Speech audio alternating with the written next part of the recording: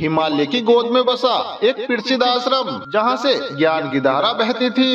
यह आश्रम न केवल शिक्षा का केंद्र था, बल्कि नैतिकता और आध्यात्मिकता का भी गढ़ था। यहाँ पढ़ने वाले शिष्य न केवल शास्त्रों का ज्ञान प्राप्त करते, बल्कि सत्य और परिवार के मार्ग पर चलना भी सीखते थे। महात्मा बुद्ध, जो यहाँ के प्रमुख आचार्य थे, अपनी ज्ञानमयी वाणी और शांत स्वभाव से हर किसी को प्रेरित करते थे।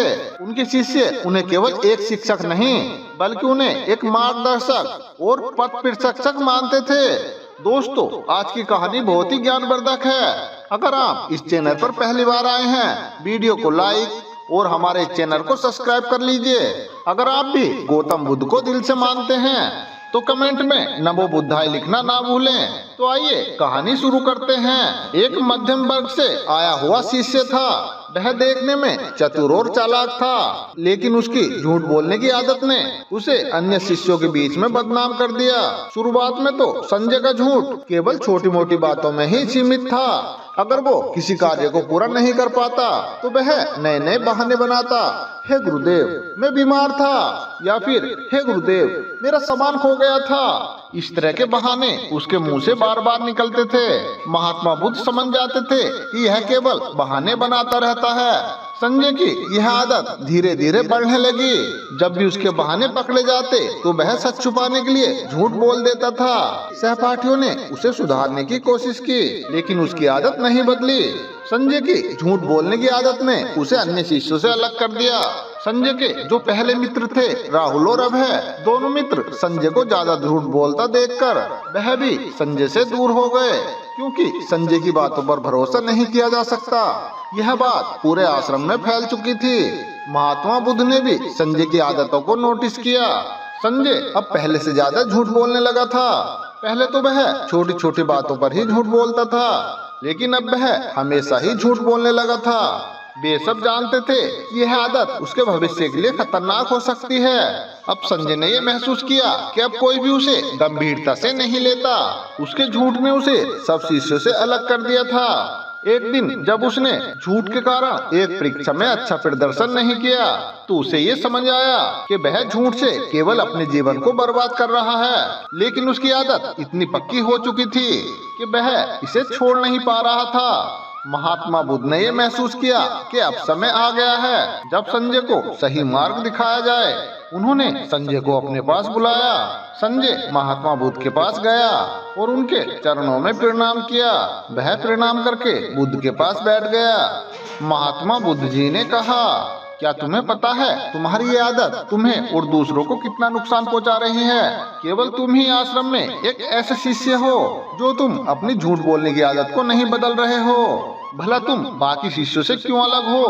बाकी शिष्य तो तुम्हारी तरह झूठ नहीं बोलते हैं, फिर तुम भला क्यों झूठ बोलते हो? एक सच छुपाने के लिए तुम हजारों झूठ बोलने के लिए तैयार हो जाते हो। संजय ने सर झुकाकर कहा, हे गुरुदेव, मुझे ये लगता है कि थोड़ा सा झूठ बोलने में कोई भी बुराई नहीं है।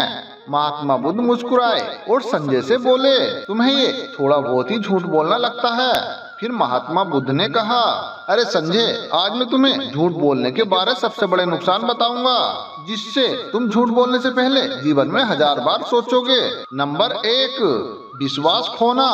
तुम जानते हो कि झूठ बोलने वाले व्यक्ति पर कोई भी विश्वास नहीं करता है। वह हर जगह संदेह की नजरों से देखा जाता है। जैसे कि एक व्यापारी अपना झूठ बोलकर माल बेचता है, इसीलिए ग्राहक उस पर भरोसा नहीं करते और धीरे धीरे उसका व्यापार खत्म हो जाता है। नंबर 2, चरित्र नष्ट होना। झूठ बोलने से व्यक्ति का चरित्र खत्म होता है। चरित्र व्यक्ति की सबसे बड़ी संपत्ति होती है। नंबर 3, मन की अशांति।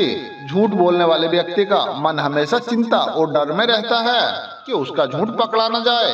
नंबर 4, संबंधों का टूटना। झूठ बोलना अच्छे संबंधों को खराब कर देता है। भरोसे की कमी के कारण परिवार, दोस्त और जीवन साथी से दूरियां बढ़ जाती हैं। नंबर 6, धोखा देना। झूठ बोलने से धोखा देने की आदत धीरे धीरे बढ़ती जाती है, जिससे व्यक्ति दूसरों को धोखा देने लगता है। नंबर 7, अच्छे कर्मों का प्रभाव कम होना। झूठे व्यक्ति के अच्छे कर्मों पर भी लोग भरोसा नहीं करते, उसका सारा सम्मान खत्म हो जाता है। नंबर 8, आत्मसम्मान की कमी। झूठ बोलने से व्यक्ति खुद की ही नजरों में गिर जाता है और उसका आत्मसम्मान समाप्त हो जाता है। नंबर 9, सामाजिक और कानूनी दंड।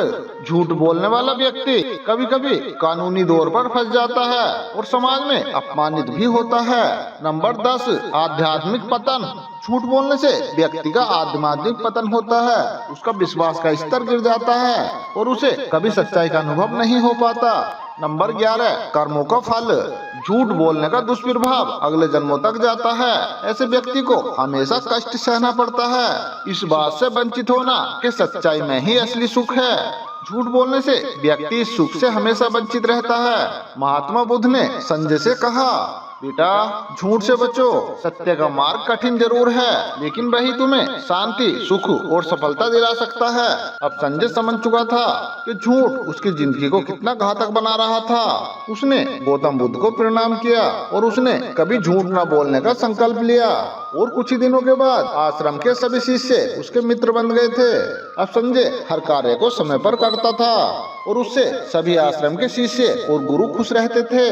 तो दोस्तों, मैं ये उम्मीद करता हूँ कि इस कहानी से आपने कुछ जरूर सीखा होगा और आपने ये भी सीखा होगा कि झूठ बोलने से हमारा जीवन कितना बर्बाद होता है। अगर यह कहानी आपको पसंद आई हो तो वीडियो को एक लाइक और चैनल को सब्सक्राइब जरूर करें और कमेंट बॉक्स में नमो बुद्धाय अवश्य लिखें। तो मिलते हैं दोस्तों इसी तरह की एक और नई वीडियो के साथ। तब तक आप अपना ध्यान रखिए और हमेशा खुश रहिए।